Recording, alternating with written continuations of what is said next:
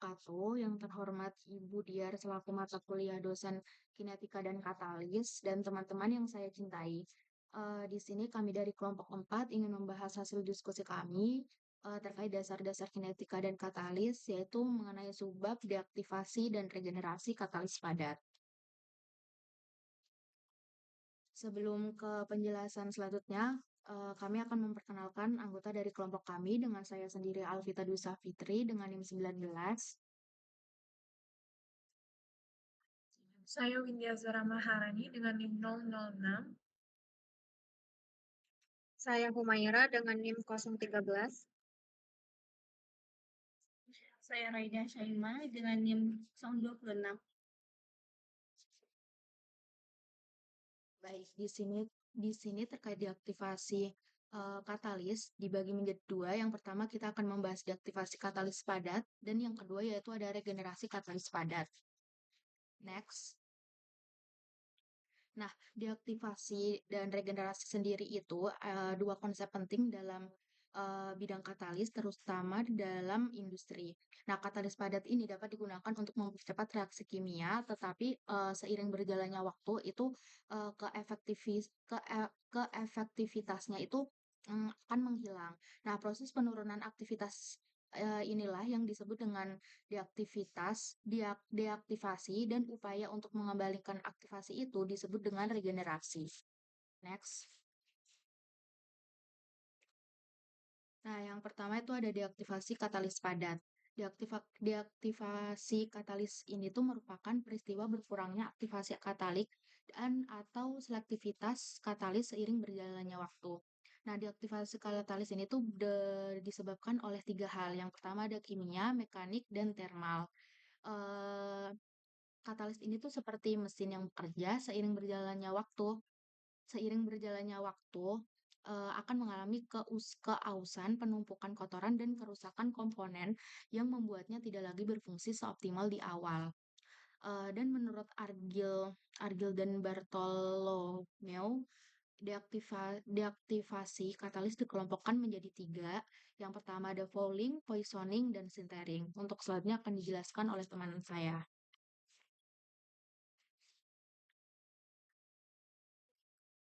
Baik, yang pertama itu ada fouling atau pengkokasan atau juga pengerakan. Fouling ini termasuk ke dalam jenis deaktivasi yang bersifat mekanis, karena ini terjadi secara fisik bukan karena reaksi kimia, karena adanya penyumbatan pada permukaan katalis. Nah, deaktivasi katalis ini disebut pengkokasan atau cooking, yaitu proses di mana katalis menjadi tidak aktif karena terbentuknya kokas atau endapan. Penumpukan kokas ini menyebabkan pori-pori pada katalis tersumbat sehingga reaktan tidak bisa masuk dan bereaksi seperti seharusnya. Fouling ini juga biasanya terjadi pada proses yang melibatkan suhu tinggi. Contoh dari senyawa yang dapat menghasilkan endapan itu adalah hidrokarbon.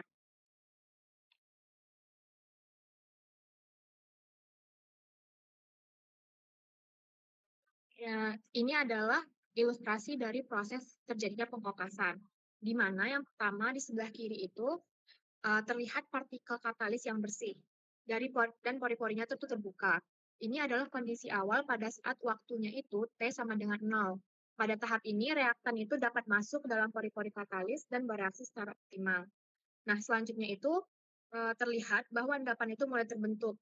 Ini adalah proses awal dari pengkokasan, di mana ini mulai menyumbat permukaan katalis. Kokas yang terbentuk ini berasal dari reaksi samping. Selanjutnya, pori-pori katalis itu hampir seluruhnya terbentuk, sehingga tertutup oleh endapan-endapan.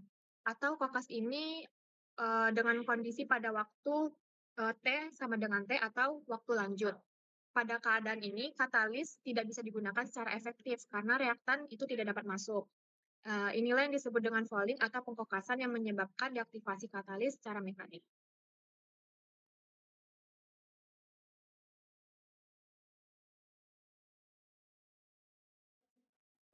Selanjutnya yaitu ada poisoning atau keracunan. Nah, di dalam poisoning ini, penurunan aktivitas katalitik akibat adanya zat lain yang berinteraksi dengan situs aktif katalis dan sehingga mengurangi efektivitas katalisnya. Dan zat-zat ini dikenal sebagai racun katalis dan dapat mengganggu proses absorpsi reaktan pada permukaan katalis atau menghambat jalur reaksinya. Dan mungkin contoh dari beberapa racun katalis ini, pertama, molekul dengan heterogen yang reaktif. Itu contohnya ada di sulfur atau fosfor. Kemudian molekul dengan ikatan kompleks, itu contohnya seperti alkena atau aromatik. Dan terakhir senyawa logam atau ion logam, itu contohnya ada di merkuri atau besi. Nah, next. Nah, selanjutnya ini adalah ilustrasi bagaimana poisoning ini atau peracunan ini berjalan. Nah, di sini ada M yaitu atom logam, misalnya ya tadi ya Ni atau PT berfungsi sebagai katalis dalam reaksinya. Dan C dan H ini adalah atom karbon dan hidrogen dalam molekul C24 gitu. Terus yang H itu sendiri adalah atom hidrogen dari gas H2 yang berpartisipasi dalam reaksi hidrogenasi. Dan S di sini adalah atom sulfur yang bertindak sebagai zat racun katalisnya. Nah, konsep poisoningnya itu terjadi ketika atom atau molekul ini atau molekul asing menempel kuat pada situs aktif logam. Ini menghalangi adsorpsi etilena atau hidrogen sehingga menurunkan atau menghentikan aktivitas katalisnya. Dan sulfur ini seringkali berasal dari pengotor dalam bahan baku, misalnya seperti H2S, dan bersifat irreversibel atau sangat sulit dihilangkan dari permukaan katalis. Dan katalis yang mengalami poisoning ini akan menjadi kurang efektif atau bahkan tidak aktif sama sekali. Dan penting untuk menjaga kemurnian bahan baku dan menggunakan treatment agar katalis ini tidak diracuni. Next.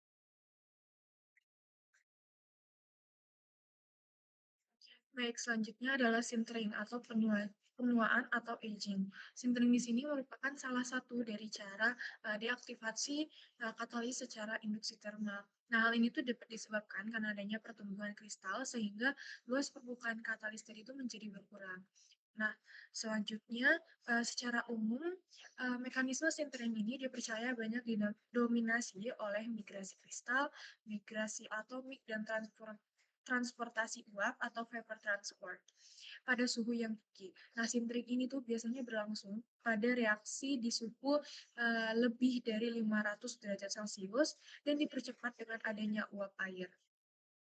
Deaktivasi katalis ini tuh akibat keracunan melibatkan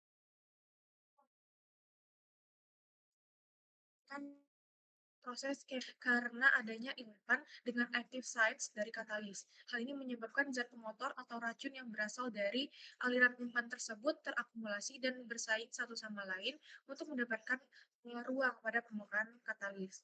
Jadi secara fisik, racun tersebut menghalangi atau menutupi permukaan atau sisi dari adsorpsi katalis dan juga dapat menyebabkan perubahan struktur pada permukaan katalis.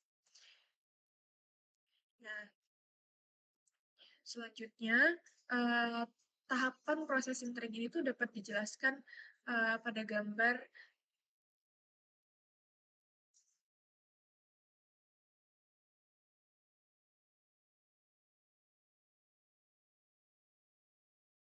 Nah, sintering itu merupakan penyebab utama penurunan aktivitas katalis yang mengakibatnya luas permukaan aktif katalis. Nah, di sini kami tampilkan tabel yang menunjukkan suhu kritis yang dihitung dari titik leleh atau TM logam, di mana sintering mulai terjadi pada beberapa logam yang umum digunakan sebagai katalis. Suhu batas ini yang berbeda antara kondisi kering dan beruap, menandakan bahwa setiap logam memiliki ambang batas suhu tertentu yang jika terlampaui, stabilitas strukturnya akan terganggu, menyebabkan partikel katalis menggumpal dan menurunkan kinerja katalis. Nah, sintering biasanya terjadi jika suhu lokal katalis melewati 1,5 TM, dan batas atas suhu setengah TM tersebut dalam kondisi kering, 1/3 TM dalam kondisi kuat atau kukus. Nah, berikut adalah ilustrasi dari sintering, proses sintering atau penuaan atau aging. Nah, tahapan terjadinya proses sintering ini pada awalnya situs aktif katalis yang memiliki pori dengan ukuran sesuai ketika berlangsung proses katalis memungkinkan antar situs aktif tersebut bertemu dan selanjutnya dapat bergabung atau itulah yang disebut dengan sintering.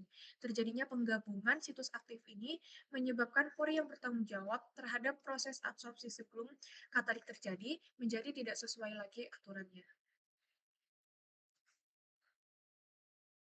Baik, selanjutnya yaitu terdapat kecepatan di aktivitas katalis, yaitu katalis ini digunakan untuk menghitung seberapa cepat atau lambat laju deaktivitas katalis ini.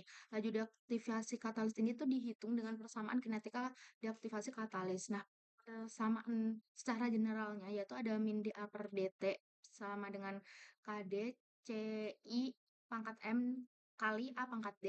Nah, KD itu konstanta kecepatan deaktivasi, C itu konsentrasi, M itu order reaksi, dan D itu order deaktivasi. Nah, deaktivasi katalis ini memiliki kecepatan deaktivasi katalis ini tuh memiliki beberapa jenis, yaitu ada 4. Yang pertama ada deaktivasi paralel, yaitu jika salah satu produk yang terbentuk dari sistem reaksi paralel atau kompetitif berperan sebagai racun, katalis, atau P. A bereaksi dengan P. A bereaksi menghasilkan B dan B plus P, atau A bereaksi menghasilkan B dan A bereaksi menghasilkan P. Dengan kecepatan deaktivasinya itu ada min dA per dt sama dengan KD kali CA pangkat M kali A pangkat D. Nah, ini ditandakan dengan minus, diartikan bahwa kecepatan deaktivasinya itu pelan atau lambat. Nah, yang kedua itu ada deaktivasi seri, yaitu jika salah satu produk yang terbentuk dari sistem reaksi seri berperan sebagai racun katalis atau P. A menghasilkan reaksi B, B menghasilkan reaksi P.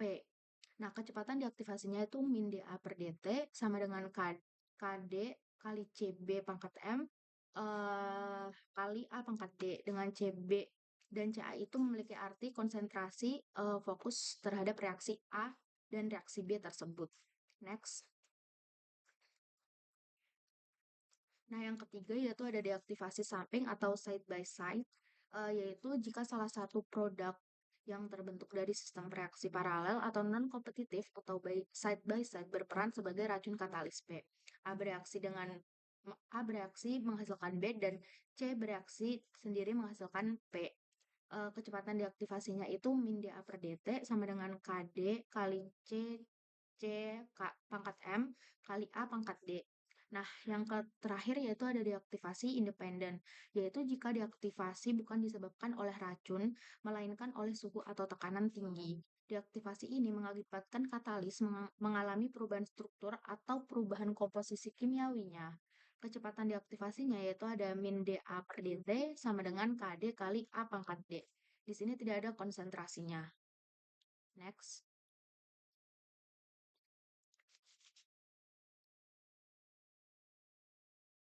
Selanjutnya, di sini kita membahas tentang regenerasi katalis padat. Nah, regenerasi katalis merupakan proses yang katalis bekas untuk membuatnya dapat digunakan kembali. Hal ini sangat penting karena katalis bekas termasuk ke dalam limbah yang berbahaya atau limbah B3 apabila dibuang ke lingkungan. Selain itu, regenerasi katalis bekas lebih menguntungkan untuk menghemat biaya pembelian katalis baru. Nah, yang pertama di sini yaitu adalah regenerasi pembentukan karbon dan kokas. Endapan karbon dan kokas dapat menghalangi situs aktif pada katalis dan mencegah terjadinya reaksi yang menyebabkan penurunan aktivitas dan peningkatan jumlah katalis yang diperlukan untuk mencapai konversi tertentu. Potensi dari reaktivasi katalis ini bergantung pada tingkat reversibilitas proses penonaktifannya.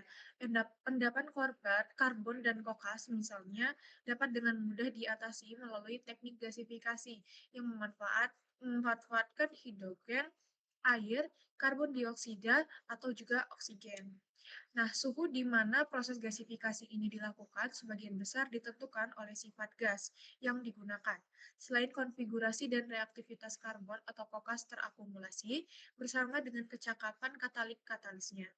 Kokas dapat dihilangkan dalam beberapa jam dengan menggunakan H2 atau H2O pada suhu terendah yaitu 400 derajat Celcius. Nah, oksigen di sini di sisi lain dapat menghilangkan kokas selama waktu 15 sampai dengan 30 menit pada suhu 300 derajat Celcius.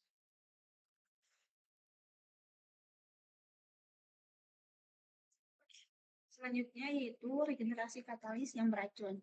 Nah, keracunan katalis ini merupakan salah satu masalah yang umum terjadi dalam berbagai reaksi kimia.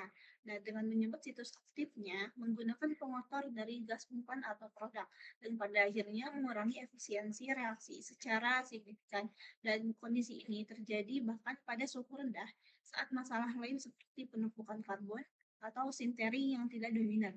Nah, untuk mengembalikan aktivitas katalisnya itu, ya yang aktivitas katalis yang keracunan, pengotor yang menempel di permukaan itu harus dibersihkan gitu, dan gunakan berbagai metode dari regenerasi.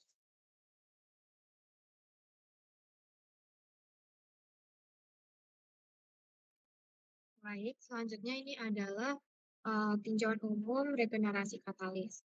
Nah, tujuan dari regenerasi katalis itu apa? Yaitu tujuan utamanya untuk mengembalikan aktivasi katalis yang sudah menurun. Jadi setelah katalis itu dipakai terus-menerus dalam reaksi kimia, dia bisa lelah atau tidak seaktif sebelumnya. Nah, seperti yang dijelaskan oleh teman-teman saya tadi, ada 3 strategi utama regenerasi katalis. Yang pertama yaitu menghilangkan endapan karbon atau kokas. Kalau katalis itu terlalu lama dipakai, itu bisa membentuk semacam kerak karbon atau kokas yang menutupi permukaan katalis. Yang kedua, mengatasi degradasi termal atau sintering. Sintering itu seperti katalis yang meleleh atau menggumpal karena suhu yang terlalu tinggi. Terus yang ketiga, itu ada mengatasi keracunan katalis. Terkadang ada zat-zat dari reaksi yang menempel di katalis dan menutupi situs aktifnya. Ini disebut keracunan katalis, sehingga permukaannya harus dibersihkan dengan teknik khusus tergantung jenis racunnya.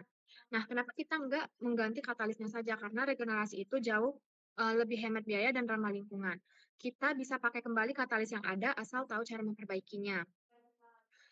Terus juga proses regenerasi ini harus dilakukan secara hati-hati, karena jika suhu yang digunakan itu tidak terkontrol atau terlalu panas, bisa-bisa malah membuat sintering atau rusak permanen pada katalis.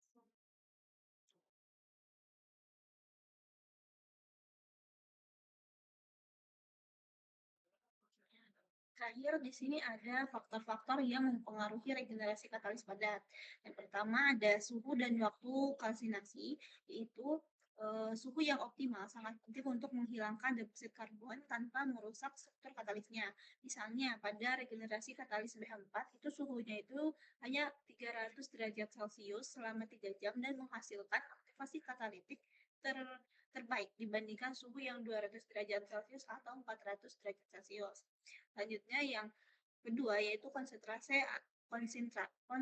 agen regenerasi, yaitu penggunaan agen seperti KOH dalam konsentrasi yang tepat dapat meningkatkan jumlah situs aktif pada permukaan katalis, dan konsentrasi KOH ini sebesar 10% memberikan keseimbangan optimal antara efisiensi regenerasi dan biaya operasional. Selanjutnya yaitu metode regenerasinya. Dan metode regenerasi seperti kalsinasi termal yaitu atau pencucian kimia dan penggunaan gas reduktif memiliki efektivitas yang berbeda tergantung pada jenis katalis dan penyebab deaktivasinya. Selanjutnya yaitu jenis deaktivasi. Nah, penyebab deaktivasi seperti fouling, sintering, atau poisoning yang telah kita jelaskan sebelumnya menentukan pendekatan regenerasi yang diperlukan. Sebagai contoh, regenerasi katalis RH yang terdeaktivasi oleh pembentukan karbon dilakukan melalui oksidasi dengan oksigen atau uap air pada suhu tinggi. Dan terakhir yaitu ada struktur dan komposisi katalis, di mana komposisi material dan struktur pori katalis ini mempengaruhi kemampuannya untuk diregenerasi. Dan katalis berbasis biomasa seperti yang berasal dari sekam kaca menunjukkan bahwa distribusi homogen dari fase aktif interaksi yang kuatnya itu antar. Dan terakhir adalah kondisi operasi prosesnya.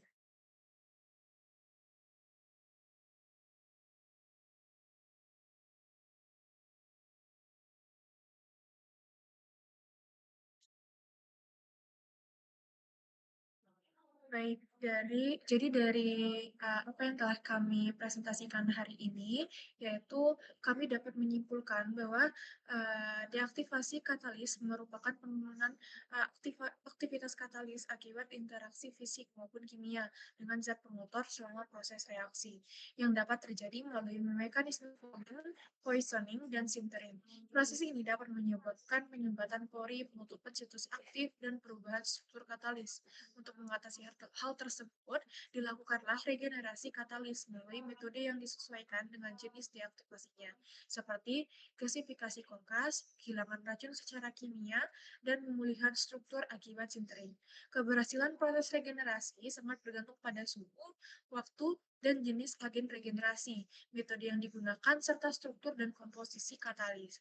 Nah, jadi regenerasi katalis ini tidak hanya meningkatkan efisiensi penggunaan katalis, tetapi juga mendukung pengurangan limbah berbahaya dan penghematan biaya industri.